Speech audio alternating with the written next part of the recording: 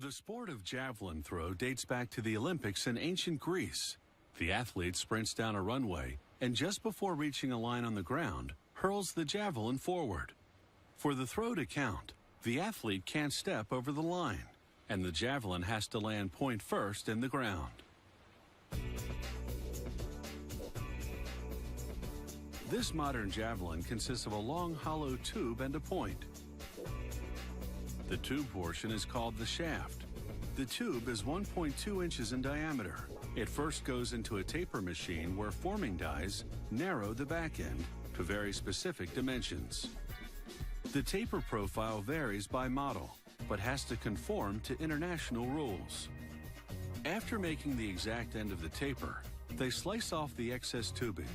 The shaft is now its final length, 7.2 feet for a woman's model and 8.5 feet for a men's. A straightening machine sandwiches the shaft between two hydraulic cylinders. They apply extreme pressure, straightening any large bends. This is just a preliminary straightening. The final one comes later. The javelin's point section is made of steel tubing that's a hair wider than the shaft. After tapering the front, they saw off the excess, making the point around 12 inches long. Now for the point steel tip that jabs into the ground. They position it in a holder, place the point body behind it, then weld the two parts together. To make the point more aerodynamic, they sand down the weld line until it's flush with the surrounding steel. Using progressively finer grits of sandpaper, they polish away any imperfections until the point is perfectly smooth. Now for the final assembly. The shaft is sporting 2 coats of paint, and the point is nickel-plated to rust-proof the steel. They mark how far up the shaft the point will go, and slip it on temporarily. As the javelin pivots precisely where international rules dictate, they add pieces of lead until the javelin balances. Then all the components go on a scale to ensure their combined weight abides by international rules. 1.3 pounds for a woman's javelin, 1.8 pounds for a men's.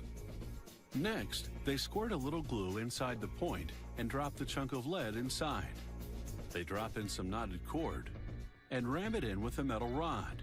This packs in the lead so it won't rattle around.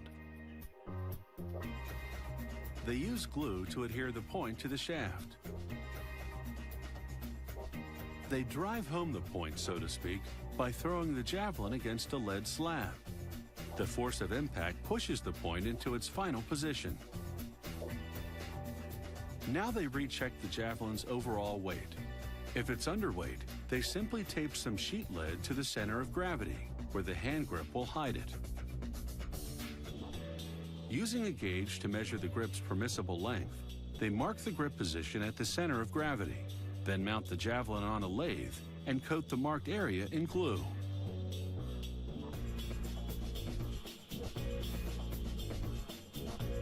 They wind cotton cord around the shaft over the glue.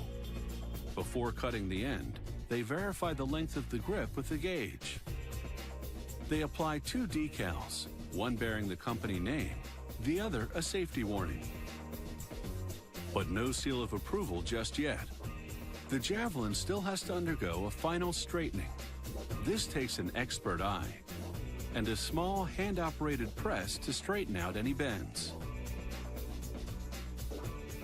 It's all a question of aerodynamics. The straighter the javelin, the more likely it is to go the distance.